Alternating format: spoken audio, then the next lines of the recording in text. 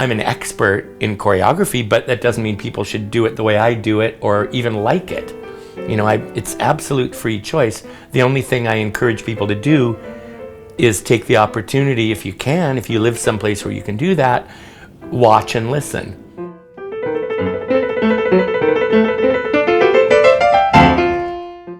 Mark Morris is without question one of the most celebrated choreographers of our time. He's collaborated with Yo-Yo Ma, John Adams, Mikhail Baryshnikov, and one year with both Paul Simon and early music pioneer Christopher Hogwood. We met the choreographer in his colorful office at the Mark Morris Dance Center, right across the street from the Brooklyn Academy of Music. I'm a choreographer because of my relationship with music. For me, there's no other real reason to do it. And as a musician, I'm a choreographer. And as a choreographer, I have a dance company and I make up dances to music. So I have a music ensemble and I have a dance group, and they work always together because that's my number one priority and value, is those things together, which were always together through all human history. And I still think they should be.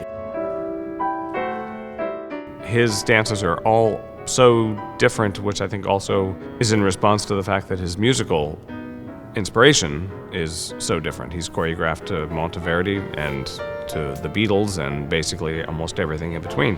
Mark Morris's take on Tchaikovsky's Nutcracker is both disturbing and funny. It's called The Hard Nut.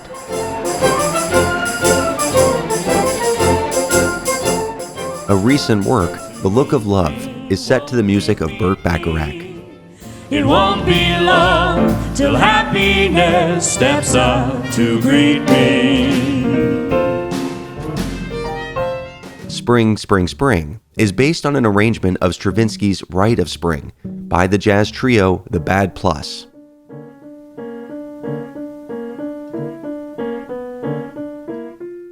State of the Arts interviewed 30-year-old Mark Morris in 1988. He was living in Hoboken, and his career was taking off.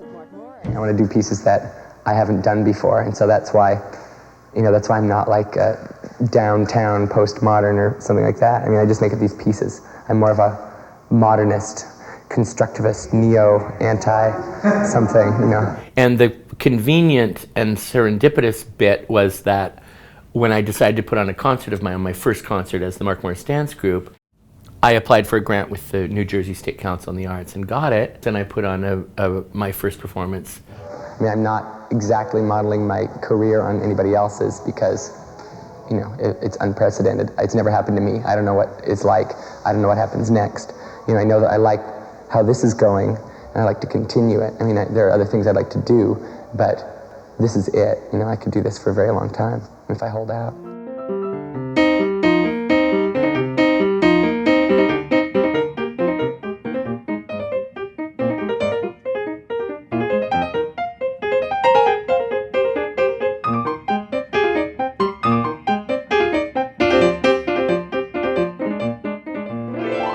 I think one of the first things that people notice about the work who aren't familiar with it is that it looks easy. It looks like anybody could do it, and that's sort of a trope that people have said about the company. We look like a bunch of people who are just waiting at the bus stop, and that's certainly a tribute to the diversity of body types that we have in the company. We don't really care what your body type is or what you look like, as long as you can do the dances. The most common phrase that people use is, "Oh, it looks like anybody could do that," which I can guarantee you, having been in the room, is 100% not true, and a lot of effort goes into making it look that way. Over the years, the Mark Morris Dance Group has performed dozens of times at the McCarter Theater in Princeton. A recent performance featured works that spanned 4 decades, the first set to music of Ivor Cutler. That's a recorded piece because the person who wrote it and speaks it and sings it, Ivor Cutler, a great Scottish personality and poet and songwriter. Ivor Cutler is dead, and these recordings were made in the, probably 60s and 70s. And they're wonderful sort of verses and little songs, distinctly Scottish. And I just love them. Once I was a little girl, my head was in a whirl, Aye, aye, aye, aye, McGill. I climbed a slippy tree for all the boys to see, and they gasped at how clever I was. I was an original understudy. In A Wooden Tree, I was specifically understudying Mikhail Baryshnikov. That was quite a trip, of course, to be in a studio with him. He and Mark are longtime friends. They've worked together a number of times. But Mark, because they're longtime friends, Mark didn't want to give him any notes. So anytime Misha did something wrong, I had to be the person to give Misha his notes. Of course, that was a very surreal experience because he's Baryshnikov. Castor and Pollux, an early work first performed in 1980, is set to music by Harry Partch. Harry Partch was a brilliant West Coast homosexual alcoholic composer of great imagination and talent and skill, and he wrote astounding compositions. When he pulled away from European music, he spent quite a bit of time as a hobo, an actual hobo, riding the rails of America and collecting music and stories. But he worked with an octave divided into, I think, 47 pitches probably. Microtonal, he built all of his own instruments that were mostly percussion and plucked strings, and built all the instruments with his students and his friends. And in this case, Castor and Pollux is a representation of the twins of Gemini.